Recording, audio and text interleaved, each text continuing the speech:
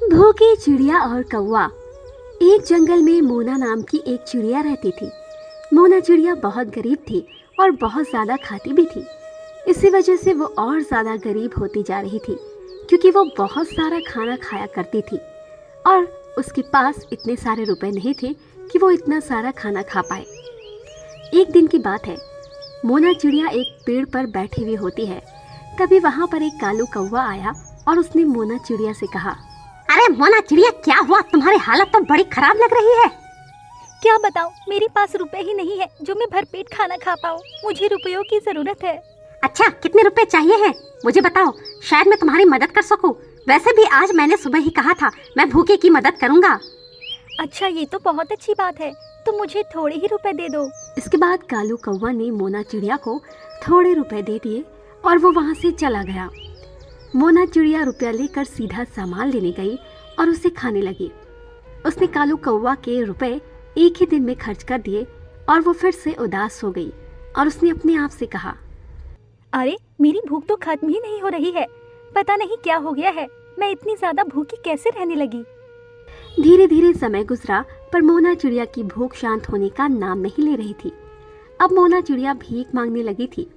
इधर उधर से भीख मांगकर वो अपना गुजारा किया करती थी, क्योंकि उसने अपनी भूख के आगे सब कुछ बेचकर खा लिया था।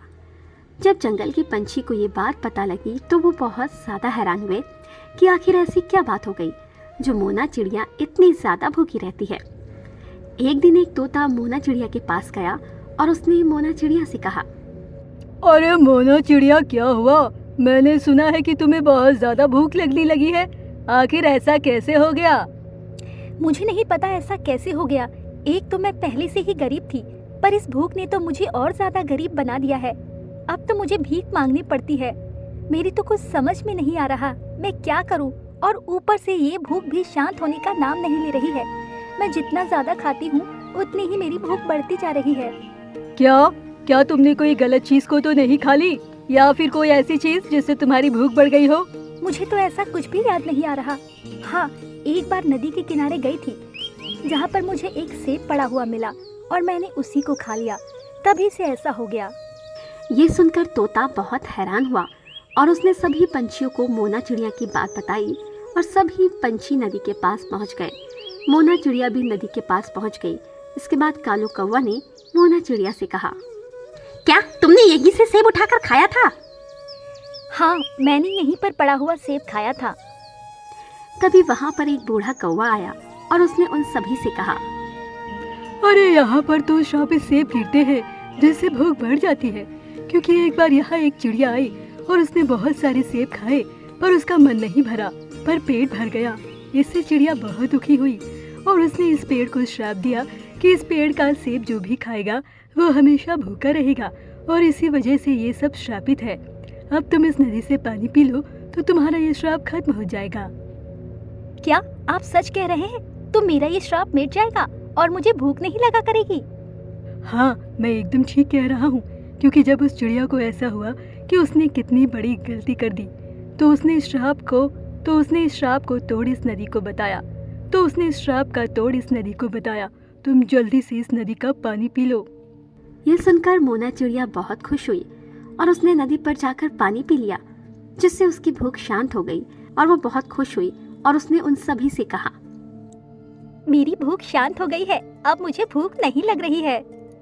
ये सुनकर वो सभी पंछी बहुत ज्यादा खुश हो गए और कालू कौवा ने मोना चिड़िया से कहा, ये तो बहुत अच्छी बात है कि तुम्हारी भूख शांत हो गई, पर अब इस तरह कभी भी पड़ी हुई चीजें मत खाना, क्योंकि तुमने देखा ना कि तुमने अपने लालच में उस सेब को खाया और इससे तुम्हें क्या क्या भुगतना पड़ा। हाँ, तुम बिल्कुल ठीक कह रहे हो। मैं कभी भी पड़ी हुई चीजों को नहीं खाया करूंगी।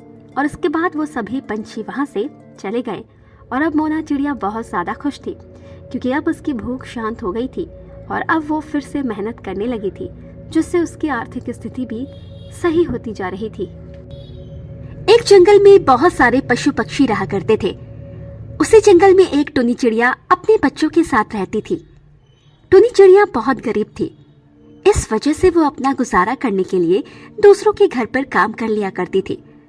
पर जब टुनी चिड़िया काम पर जाया करती थी तो वो अपने बच्चों को घर पर ही छोड़ देती थी, क्योंकि उस जंगल में बहुत सारे चील रहते थे जो छोटे छोटे पंछियों को मारकर खा जाया करते थे। इसी वजह से टुनी चिड़िया अपने बच्चों को घर पर ही छोड़कर जाती थी और जल्दी वापस घर आ जाती थी। एक दिन की बात है, टुनी चिड़िया काम पर जा रही होती है। तभी उसके बच्चे गोलू चिड़ा अपनी माँ टुनी चिड़िया से कहती है, माँ, आप हमें घर पर छोड़कर क्यों चली जाती हैं? आप हमें अपने साथ क्यों नहीं ले जाती हैं? अरे बच्चों, तुम्हें तो पता ही है कि जंगल में बहुत ही खतरनाक और जालिम चील रहते हैं जो छोटे छोटे पक्षियों को मारकर खा जाते हैं। इसी वजह से मैं तुम्हें घर पर छोड़ जाती हूँ। पर माँ, वो चील घर पर भी तो आ सकते हैं ना? मुझे पता है, पर जब मैं चली जाया करूँ तो तुम किसी और के लिए दरवाजा ही मत खोला करो, सिर्फ मेरे लिए ही दरवाजा खोला करो। इस तरह तुम उन चीलों से बचे रहोगे। वैसे माँ, हमारे पिता की मौत कैसे हुई थी? आपने हमें अभी तक इस बारे में नहीं बताया है। तुम्हारे पिता को भी इन्हीं चीलों ने मार डाला था। इसी वजह से मुझे इन चीलों से बड़ा ही डर लगता है और इसीलिए मैं तुम्हें घर पर छोड़कर चली जाती हूँ। पर माँ, यदि उन चीलों ने आप पर हमला कर दिया तो? तुम इसकी चिंता मत करो, मैं छुप छुपा कर जाती हूँ और इसीलिए जल्दी घर पर आ जाती हूँ, क्योंकि शाम के बाद चील ज्यादा हमलावर हो जाते हैं। अपनी माँ की बात सुनकर गोलू चिड़ा समझ जाता है कि उसकी माँ कितनी मेहनत से उसकी परवरिश करती है और इसके बाद टुनी चिड़िया काम पर चली जाती है। धीरे धीरे समय गुजरता है और टुनी चिड़िया इसी तरह रोजाना अपने बच्चों को घर पर छोड़कर काम पर जाया करती थी। एक दिन जब टुनी चिड़िया काम पर जा रही थी, तभी रास्ते में उसे एक चील मिल गया। चील को देखकर टुनी चिड़िया बहुत ज्यादा घबरा गई। चील ने टुनी चिड़िया से कहा, अरे वाह, आज तो तू मेरे हाथों लग ही गई। तुझे खाकर मेरा पेट अच्छी तरह भर जाएगा। नहीं नहीं, तुम मुझे मत खाओ। यदि तुम मुझे खा लोगे तो मेरे बच्चे का क्या होगा? अरे तू चिंता क्यों करती है, मैं तेरे बच्चे को भी खा लूंगा। नहीं, तू ऐसा नहीं करेगा। ना ही तुम मुझे खाएगा और ना ही मेरे बच्चे को। मैं तेरे हाथ ही नहीं आऊंगी। और ये कहकर टुनी चिड़िया वहां से भागने लगती है और चील भी टुनी चिड़िया का पीछा करने लगता है। पर टुनी चिड़िया झाड़ियों के पीछे जाकर छुप जाती है और चील को दिखाई नहीं पड़ती है, जिस वजह से चील को वहां से खाली हाथ ही लौटना पड़ता है। टुनी चिड़िया काम पर न जाकर सीधा घर पर आ जाती है, क्योंकि उसे पता था कि चील उसके घर पर जरूर जाएगा। वहीं दूसरी तरफ चील टुनी चिड़िया से पहले उसके घर पर पहुंच जाता है और देखता है कि उसका बच्चा गोलू चिड़ा घर के बाहर खेल रहा था। चील भाग कर जाकर गोलू चिड़ा को पकड़ लेता है। तभी वहां टुनी चिड़िया आ जाती है और वो चील से कहती है, नहीं नहीं, तुम मेरे बच्चे को छोड़ दो। तुम मेरे बच्चे को मत मारो, भले ही तुम इसके बदले मेरी जान ले लो। नहीं, मैं तेरे बच्चे को नहीं छोड़ूंगा और अब तू भी मेरे हाथों मारी जाएगी। नहीं, तुम मेरे बच्चे को छोड़ दो। मेरे बच्चे के सिवा मेरा इस दुनिया में कोई भी नहीं है।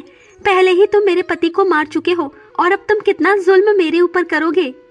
और ये कहकर टुनी चिड़िया जोर जोर से रोने लगी, पर चील पर इसका कोई भी असर नहीं हुआ और उसने टुनी चिड़िया से कहा, मुझे इससे कोई मतलब नहीं है, मैं तो इसे मार कर ही रहूंगा।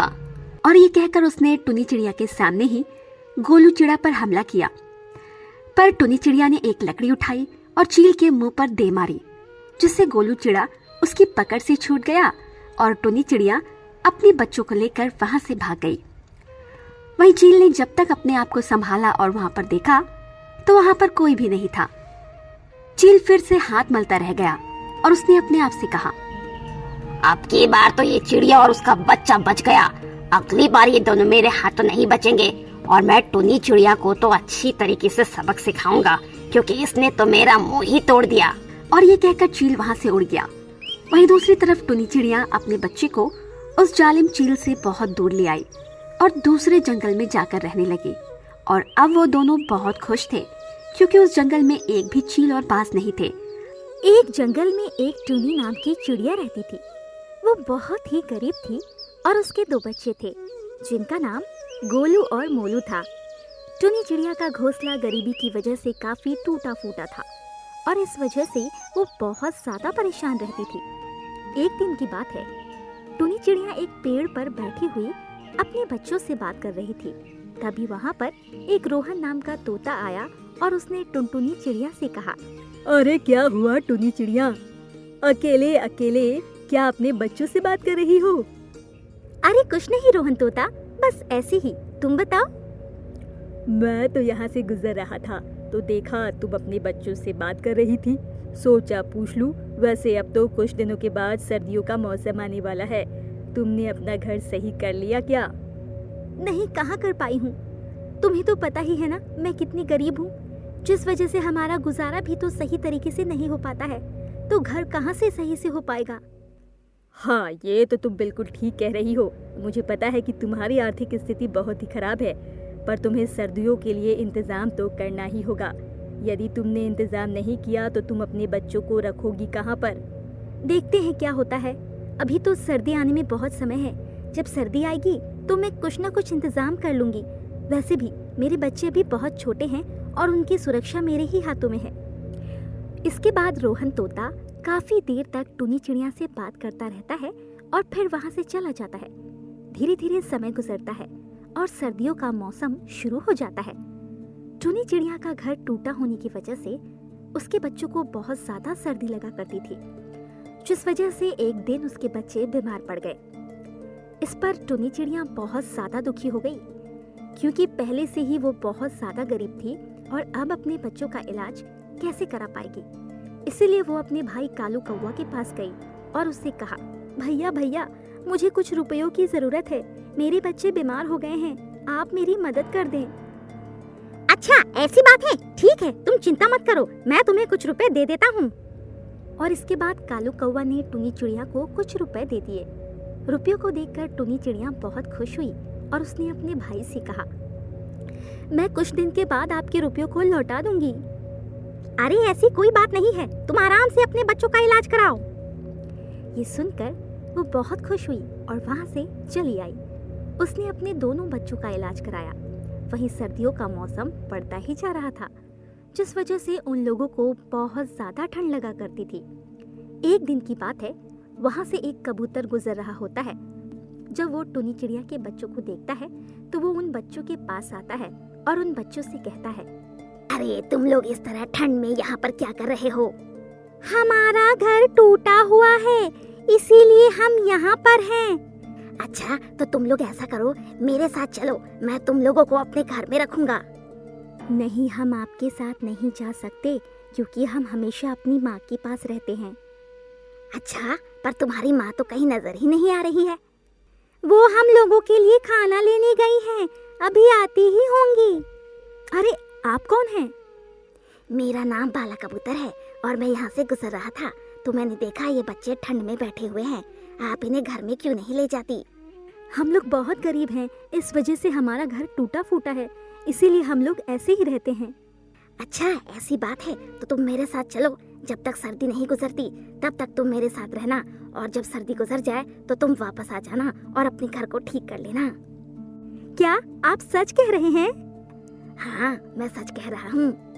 ये सुनकर टुनी चिड़िया और उसके बच्चे बहुत खुश हो जाते हैं और वो लोग बाला कबूतर के साथ चले जाते हैं। धीरे धीरे सर्दियों का मौसम गुजरता है और सर्दी का मौसम खत्म होने पर टुनी चिड़िया बाला कबूतर से कहती है, अच्छा तो अब हम लोग चलते हैं, क्योंकि सर्दियों का मौसम खत्म होने को आया है और हम लोग अपने घर को भी सही कर लेंगे।